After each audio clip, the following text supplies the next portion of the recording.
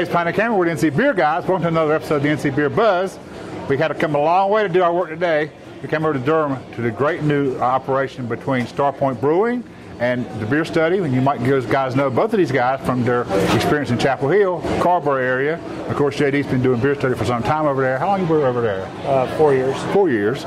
And these guys have been in business since like 2012. That's right. Did not have a retail place you could go and gather at their brewery, which really wasn't much of a brewery except for private purposes. Just make beer there. Made beer there, which is the important part. So now they're stepping up and have paired with JD in a new location over here. We're together, the Beer Study Durham in the front and Starpoint Brewing in the back. And they'll be featuring the Starpoint Brewing on the menu, but not exclusively, right? We're going to have 6 or 7 offerings always for Starpoint. That's right. Right. And then always, as usual, JD will have a great selection of your tap beers. So we want to come and talk to these guys and see what they're all about and see what the challenges are going to be for them in their new location in Durham at 2501 University Drive in Durham. You can figure out the suite when you get over here. Thanks for having us, guys. It's great. Yeah, pleasure. So, this is a brand new guys for you, brand new adventure. We're not quite up yet. By the time you see the video, they will have a grand opening the weekend following this video. We'll get the video up on the weekend before their opening. So come out this weekend on Friday and Saturday. We'll have events here for the grand opening celebration on the February 24th, 25. 24th. We'll all be here the 23rd to meet and greet too. 23rd, okay. Yeah, and then I believe that Thursday is an oyster roast. The Friday is... Oh, I'm sorry. So Friday's the oyster roast. Saturday is the chili cook-off. Sunday is the brunch event. And that'll all be coming up this weekend then, because we'll have this up probably on that Wednesday before. And it doesn't stop then. It keeps on going. Yeah, don't just come for the grand opening. Find your way back later too. Yeah. So first, how did this evolve? Did you always think you'd do a second beer study? Always thought we'd do a second one. Originally, we had a bigger spot, and hopefully it was going to be all the North Grand businesses, including Starpoint. That fell through.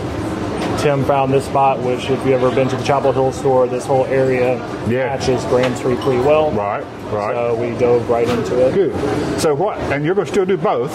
Yes. Carrboro's still going to be Carrboro. Right. Taylor and Britton are running that. Just not with your daily presence. Right. I'm only there once a week now. Okay. And what does it mean having a brewery on premises for you? It's great for me because it's just not a bottle shop to go to. Right. Me personally, I think there's probably going to be way too many bottle shops very soon. So this just gives us another avenue. It's like it's a bottle shop, but it's a brewery as well, just to bring more. Kind of an added attraction, added value to what you're doing. Right. You're not on an island. You have people who are working with you to have the same goal. Right. So you guys have never had, as I said, you never had a place where people could come gather in your tap area and experience Starpoint. Right. We had multiple tap rooms.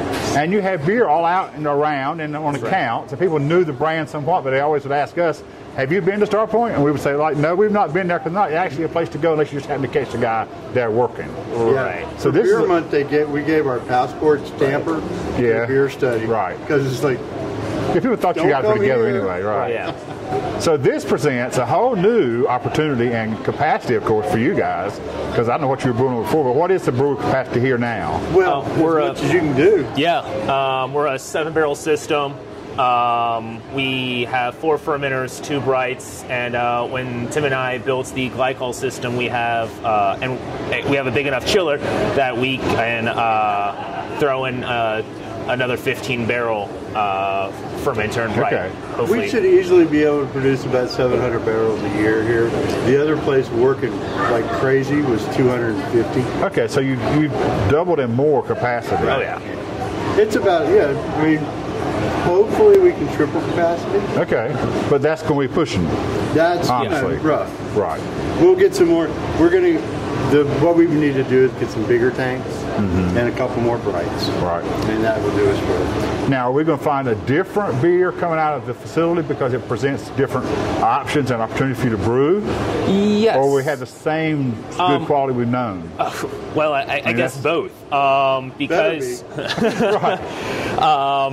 here, a lot of other variables come into play. Over there, we've had the well water that we've then been able to filter and then work with. So we're going to subpart that question then. We'll talk a little bit off camera, and we want people to be interested in that.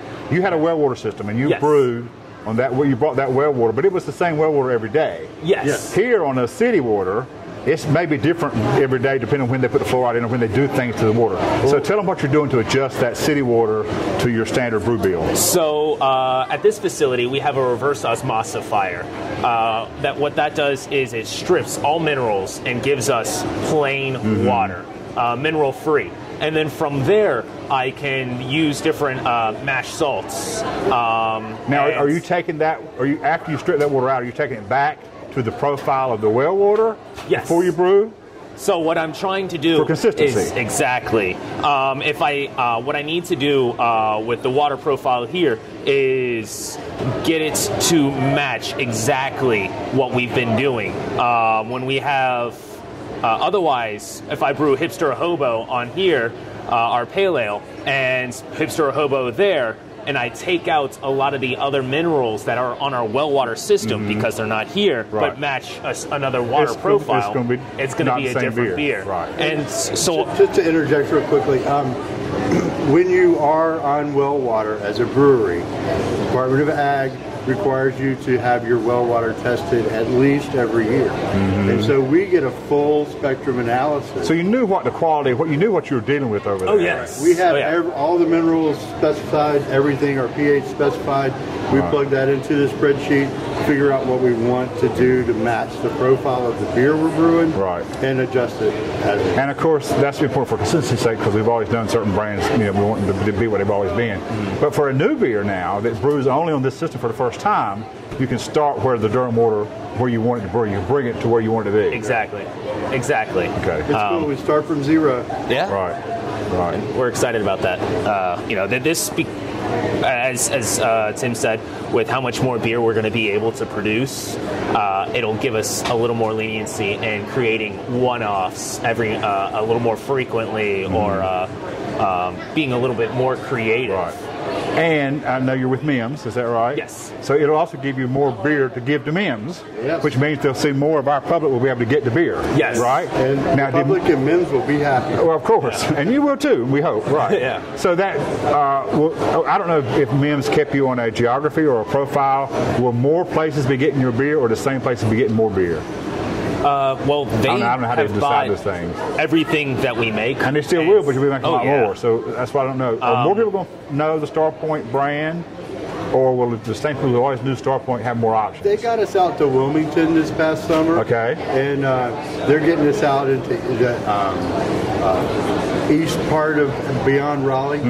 And but we aren't really heading back towards Greensboro and Winston-Salem yet. By choice? Well, no, we don't have enough beer yet. Right. And hopefully that will start to expand. Because we are signed up to MIMS for the entire state. Right. So it's at their discretion, whatever they can market to. I asked JD about the value that you guys brought to him as a bottle shop, for lack of a better word.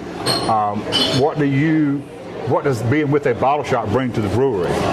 Well, we trust JD and his crew. Well, that's risky, but we'll go with that. We've known each other quite a long time, and it's great feedback for us.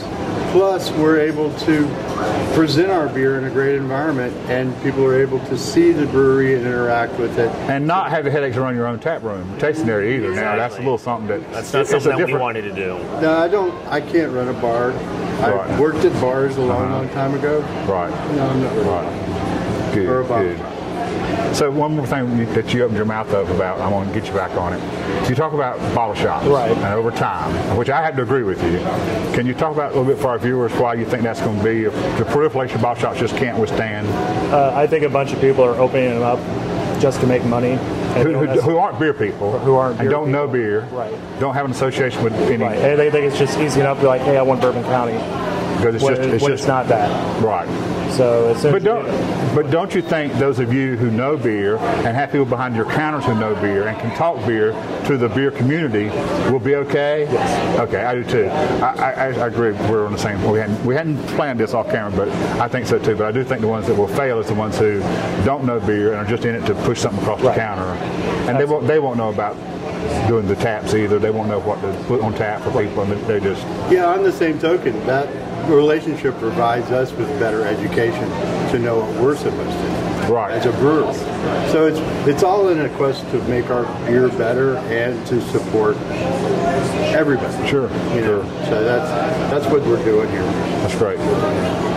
So, in addition to what we've known from Carrboro Beer Study, you've got a couple of things going on here that we didn't have before. Right. So let's talk about those real briefly. You've got the pinball area for one thing. Right, so we're doing an arcade with Baxter's for that back area. Just another reason. Is it all vintage pinball? I mean, It's going to be all pinball vintage by games. definition not vintage now, is it? I'm an old man. I always do pinball. The ones that Joe's been buying has been all vintage for the most part. They were all pre-1990. Okay. He's also doing the Pinball Museum in downtown Durham, so right. like, we're a little bit behind.